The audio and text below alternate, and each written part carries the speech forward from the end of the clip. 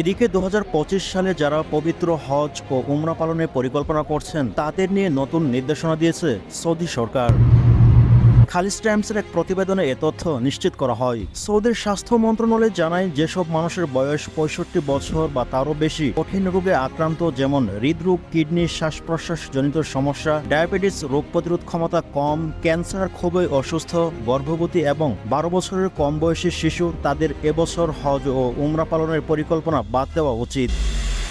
কেননা হজ পালনে প্রায় ২৫ কিলোমিটার পথ হাঁটতে হবে, তাই তাদের সে ধরনের শারীরিক সক্ষমতা থাকতে হবে। অন্যদিকে দেশটির কর্তৃপক্ষ বলছে, যারা ব্যক্তিগত এবং শারীরিকভাবে সুস্থ আছেন কেবল তারাই যেন হজে আসেন, কারণ আগামী বছরও হজ হবে গ্রীষ্মকালের প্রখর রোদ ও প্রচণ্ড গরমের মধ্যে।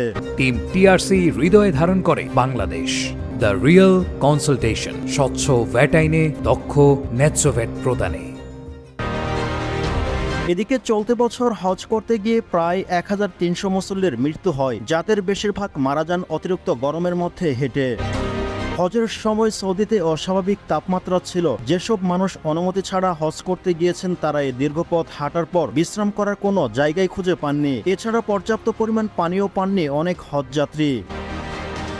এতে করে খোলা ময়দানে অসুস্থ হয়ে মারা যান অনেকে। পরিস্থিতি তখন এমন হয়েছিল যে অনেকের মরদেহ সড়কে পড়েছিল, কিন্তু মানুষ ও যানবাহন চাপের কারণে স্বাস্থ্যকর্মীরা দীর্ঘ সময় পর্যন্ত সেগুলো উদ্ধার করতে পারেননি।